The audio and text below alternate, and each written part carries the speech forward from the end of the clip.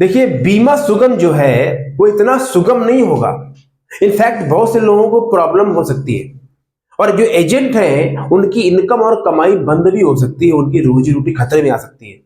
तो सवाल है कि क्या डिजिटल जो बीमा सुगम का पोर्टल है, क्या डिजिटल तरक्की अच्छी बात नहीं है क्या? आप ऐसी बात क्यों कर रहे हो, ये सवाल मन में होगा। तो मैं डिजिटल ग्रोथ के खिलाफ नहीं बात कर रहा हूं, मैं जो प्रैक्टिकल बात कर रहा हूं बीमा पोर्टल को लेके, बीमा सुगम को लेके, उसको अगर आप समझने का प्रयास करेंगे तो आपके दिमाग का ढक्कन खुल जाएगा।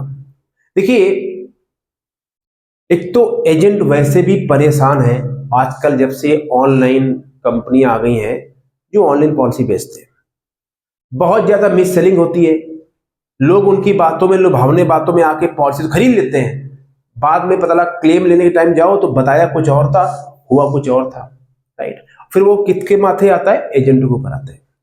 और दूसरा, अगर ये बीमा पोर्टल आ जाता है बीमा सुगम, तो ये भी एक तरह का ऑनलाइन पोर्टल है, तो एजेंट की समस्या और बढ़ सकती है।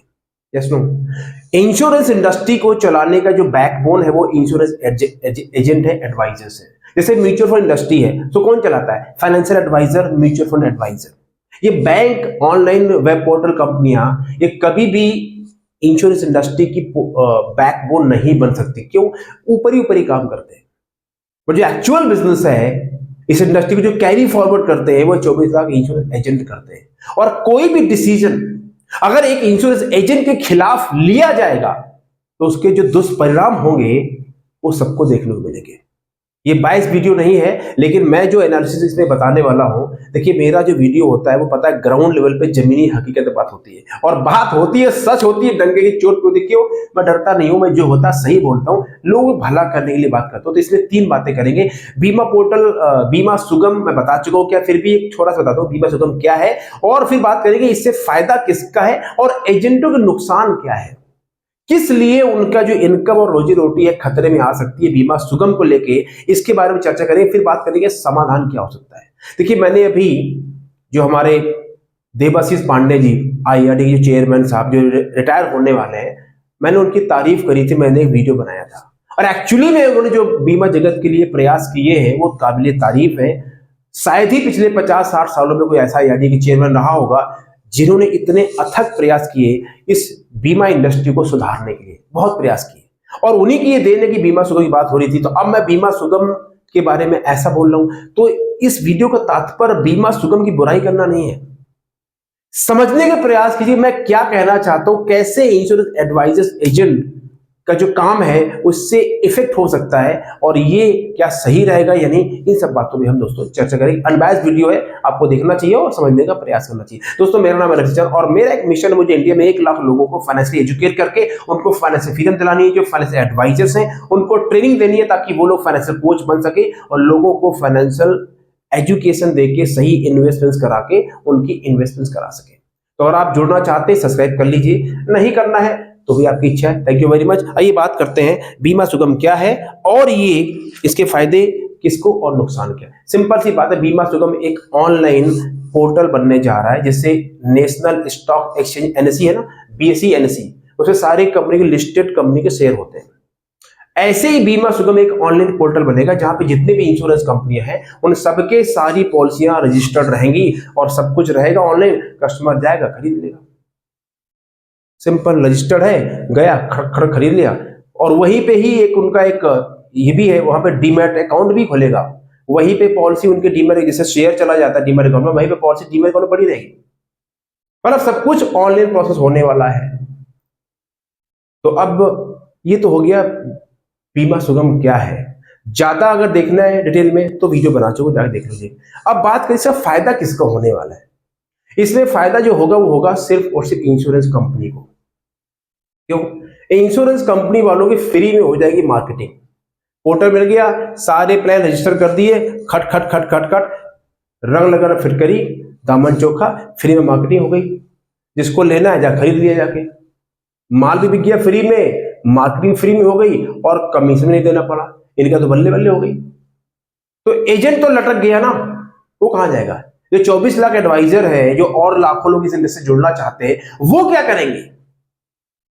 कभी भी किसी इंडस्ट्री का भला जब तक नहीं हो सकता जब तक जो सबसे नीचे वाले लोग हैं उनका भला ना किया जाए। तो ठीक है, अब बात करते हैं as a insurance adviser agent हमारा क्या थ्रेट है, क्या चैलेंज हो सकता है, क्या नुकसान हो सकता है। पहला नुकसान, सबसे पहले समझिए कि लोग जब से ये डिजिटल वर्ल्ड बढ़ गया है तो लोग ऑनलाइन बहुत R&D करते रहते हैं, थोड़ा देख लेते, थोड़ा पढ़ लेते हैं और जाके आके पॉलिसी वहां से खरीद लेते हैं। अब पॉलिसी खरीदने के बाद में पता लगता होता कुछ और है और हुआ कुछ और। फिर जब क्लेम आया या कोई दिक्कत हो गई तब फिर वो एजेंट की, क्योंकि जब वहां फोन करते हैं तो वहां सपोर्ट मिलता नहीं इतना, वो कहने की बातें होती है। जब आपको खरीदना होगा तो आपका फोन कॉल 10 सेकेंड में उठ जाएगा, बट जब आप सर्विस के लिए फोन कॉल करेंगे या कुछ और करेंगे तो 5 मिनट फोन कॉल वेटिंग में रहेगा। भी ट्राई कर लीजिएगा। तो फिर होता क्या है, उधर से खरीद लिया, अब एजेंट के माथे पकड़ेंगे आके, अरे यार वो कराया था यार, ऐसा हो गया यार, मेरा काम करा दो, ऐसा कर लो। प्रॉब्लम किसको हुई? एजेंट को।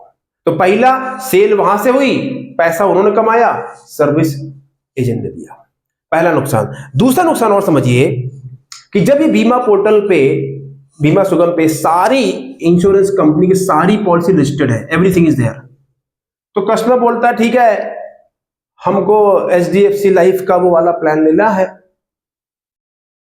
और आप बोलोगे नहीं जी हम तो केवल LIC वाला काम करते हैं, हमारे पास HDFC का काम नहीं है,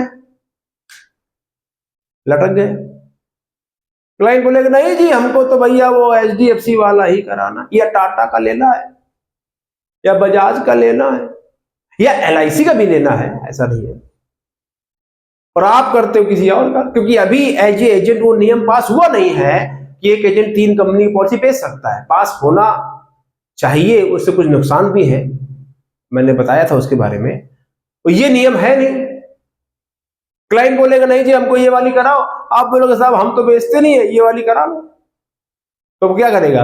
अरे नहीं छोड़ो हम उससे करा लेते हैं, हम सीधा खरीद लेंगे उससे, ये सब खरीद लीजिए। तो आपका गलत लटक गया ना, आप जा रहे हो, मैं करके समझा रहा हूं, कुछ कर रहे हो, वो करा लिया, मतलब क्या है, आपके हाथों से बिजनेस निकल जाएगा, और जब बिजनेस निकल जाएगा तो पैसे कैसे आएंगे? गहराई पे सोचिए, राइट।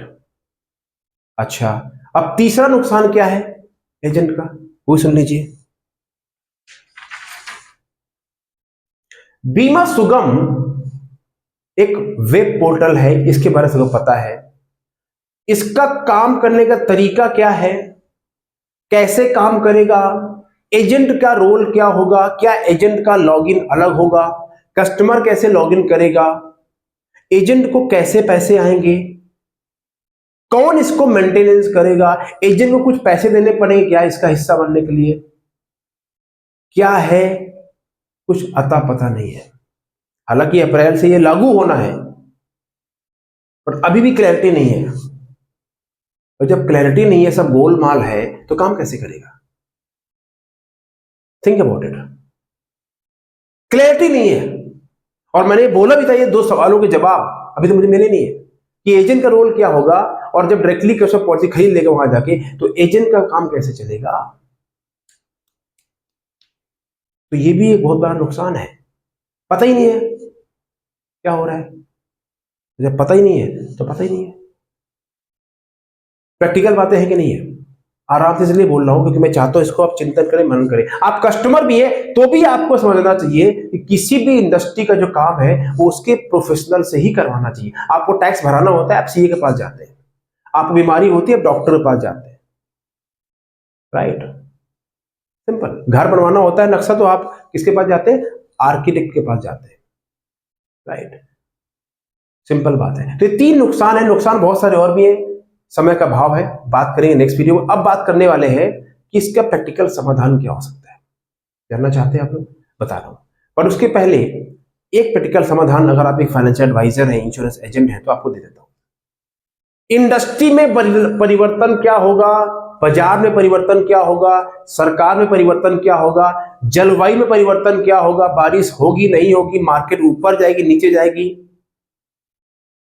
इराक ईरान में या जो मिडिल ईस्ट में युद्ध चल रहा है, या यूक्रेन और रशिया में, ये सब बंद होगा नहीं, किस पता नहीं। एक बात पता है, वो ये है कि आने वाला जो समय है वो एजेंट से हटके फाइनेंशियल एडवाइजर या फाइनेंशियल कोच बनने का समय है कि कस्टमर को सेंटर में रख के उसकी फाइनेंशियल प्लानिंग करी जाए और उसको बीमा बेचने के बजाय उसके पैसों का जो गोल है, जो फाइनेंशियल गोल है, उसके हिसाब से काम किया जाए। ये टाइम आ चुका है, आने वाला है। जो नहीं बदलेगा वो बदल दिया जाएगा।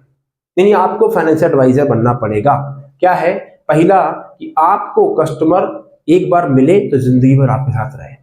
दूसरा, लोग आप एक एजेंट होता है, पीछे पड़ना पड़ता है।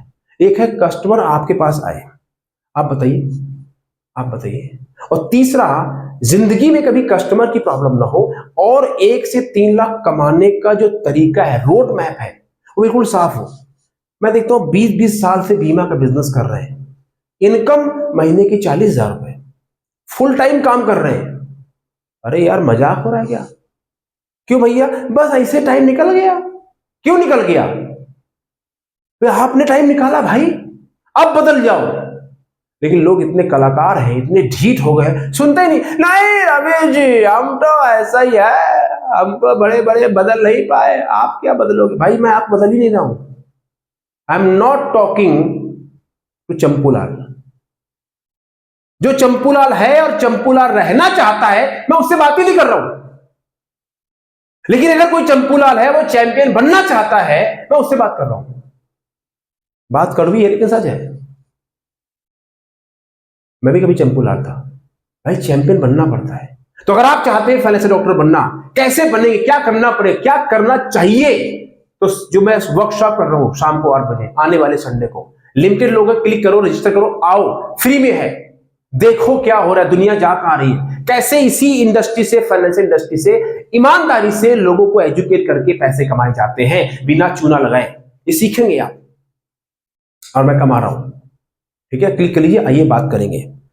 और मैं जो कहता हूं, करता हूं, प्रैक्टिकल बात सिखाता हूं। शेर का सिकंदर किताब है, रिटन बाय मी ओनली, जिसे भी आपको मिलेगा गिफ्ट एज ए पीडीएफ। क्या समाधान हो सकता है? 3 समाधान। पहला समाधान, इंडस्ट्री चलती है इंश्योरेंस एडवाइजर्स के ऊपर।